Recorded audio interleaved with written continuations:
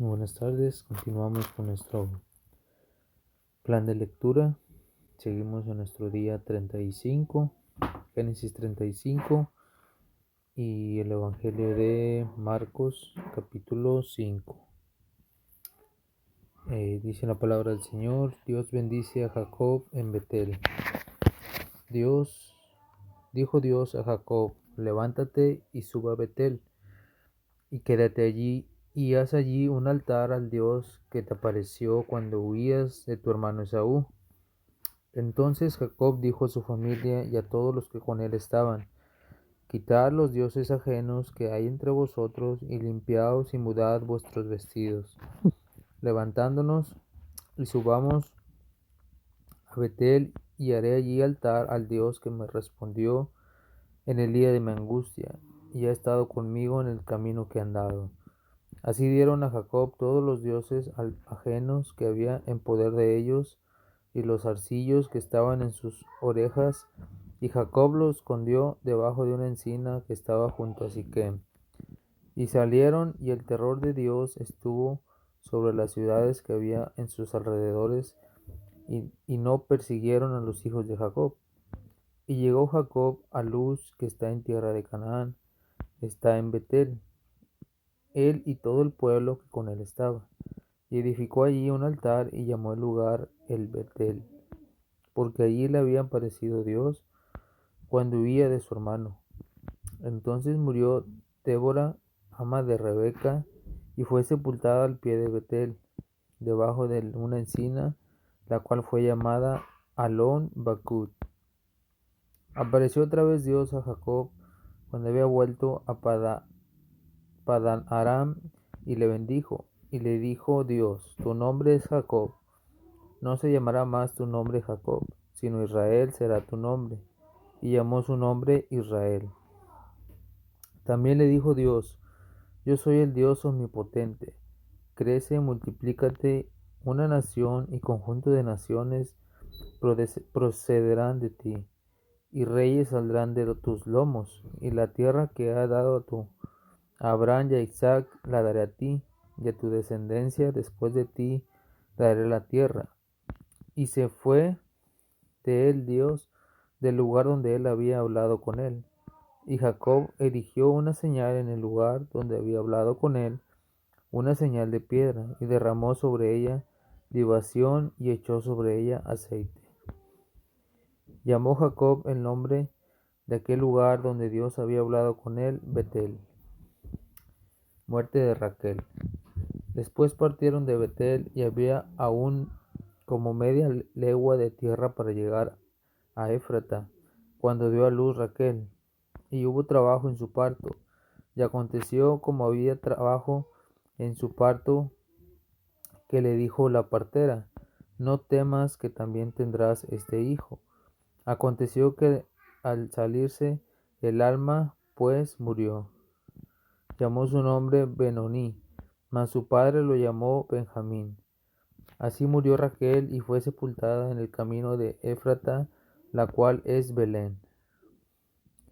Levantó Jacob un pilar sobre su sepultura.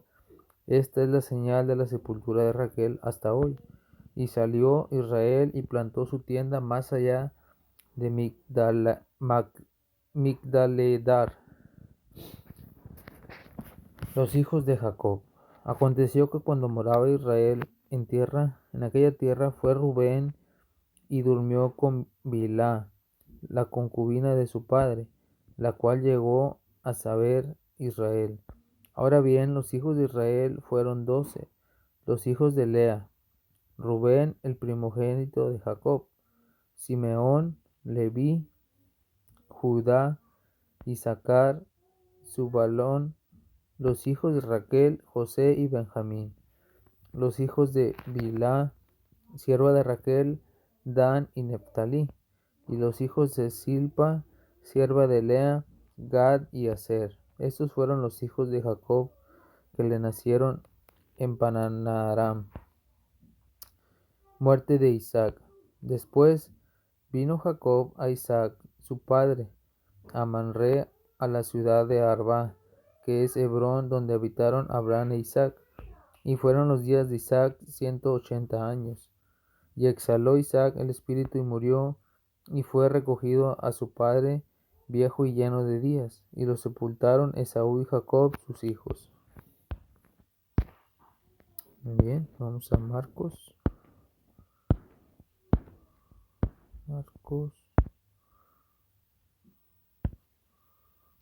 Capítulo 5. El endemoniado Garadeno. Vinieron al otro lado del mar a la legión de los Gadarenos. Y cuando salió él de la barca, enseguida vino a su encuentro de los sepulcros un hombre con un espíritu inmundo, que tenía su morada en los sepulcros, y nadie podía atarle, ni aun con cadenas, porque muchas veces había sido atado con grillos y cadenas, mas las cadenas habían sido hechas pedazos por él, y desmenuzados los grillos, y nadie le podía dominar. Siempre de día y de noche andaba dando voces en los montes, en los sepulcros, e hiriéndose con piedras. Cuando vio pues a Jesús de lejos, corrió y se arrodilló ante él, y clamando a gran voz le dijo: ¿Qué tienes conmigo, Jesús, Hijo del Dios Altísimo? Te conjuro que, por Dios, que no me atormentes. Porque le decía: Sal de este hombre, espíritu inmundo. Y le preguntó: ¿Cómo te llamas? Y él respondió diciendo: Legión me llamo, porque somos muchos.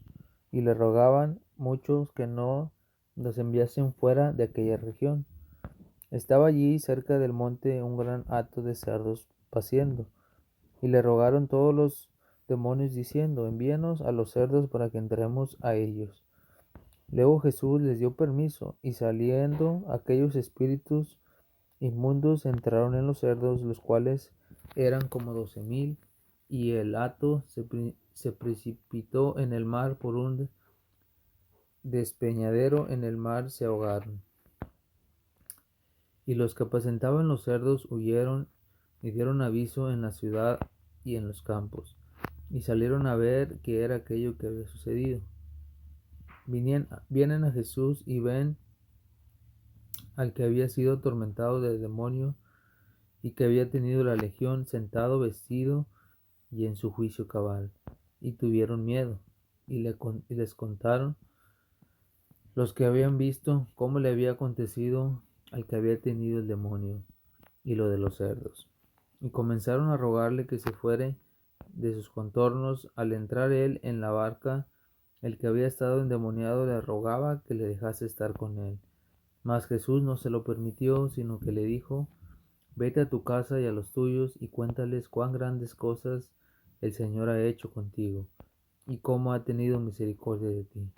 Y se fue y comenzó a publicar en Decápolis cuán grandes cosas había hecho Jesús con él, y todos se maravillaban. La hija de Jairo y la mujer que tocó el manto de Jesús. Pasando otra vez Jesús en una barca a la orilla, se reunió alrededor de una gran multitud, y él estaba junto al mar. Y vino uno de los principales de la sinagoga, llamado Jairo, y luego que le vio, se postró a sus pies y le rogaba mucho, diciendo: Mi hija está agonizando, ven y pon las manos sobre ella para que sea salva, y vivirá. Fue pues con él, y le seguían una gran multitud, y la apretaban.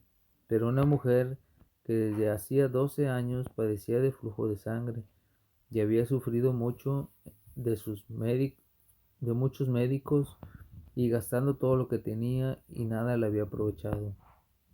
Antes le iba peor. Cuando oyó hablar de Jesús, vino por detrás de la multitud y tocó su manto, porque decía: Si tocare tan solamente su manto, seré salva. Y enseguida la fuente de su sangre se secó, y sintió en el cuerpo que estaba sana de aquel azote. Luego Jesús, conociendo de sí mismo el poder que había salido de él, volviéndose a la multitud, dijo: ¿Quién me ha tocado mis vestidos? Sus discípulos le dijeron: ¿Ves que la multitud te aprieta y dices: ¿Quién me ha tocado? Pero él miraba alrededor para ver quién había hecho esto. Entonces la mujer, teniendo y temblando, sabiendo lo que ella había hecho, vino y se postró delante de él, y le dijo toda la verdad. Y él le dijo: hija, tu fe te ha hecho salva. Ve en paz y queda sana de tu azote.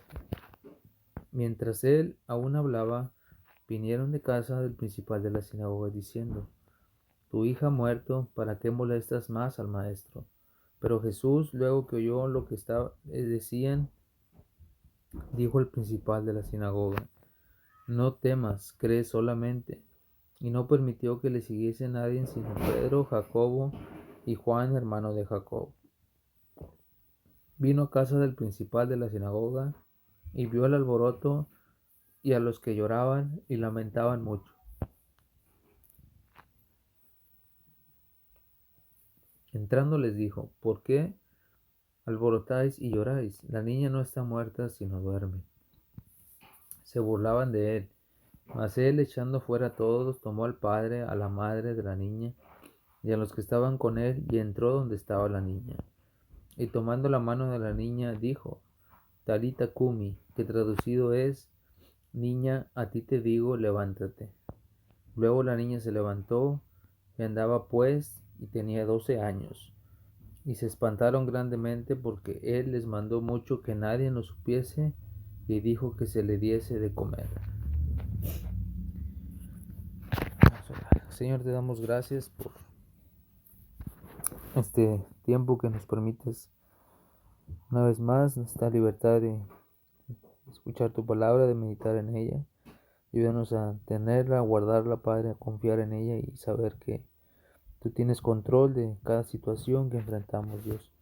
Ayúdanos a seguir confiando que solamente tú, Señor, eres quien salva a los pecadores de cualquier culpa, de cualquier castigo, de cualquier dominio del pecado que existe en nosotros, Padre, y sobre todo de las garras de Satanás, del enemigo, Señor. Ayúdanos a confiar eso, saber que tú salvarás a tu pueblo en tiempo futuro, Padre, de la muerte eterna y también de cualquier enfermedad, de cualquier miseria que enfrentamos y de aflicciones que vivimos diariamente, Señor. Sabemos que tú llegará el tiempo que nos librarás de esto, Señor. Ayúdanos a seguir confiando y ser siervos y tuyos, Padre, diligentes, y seguir confiando en ti, Padre, en tus promesas. Te damos gracias, pido en el nombre de Jesús. Amén.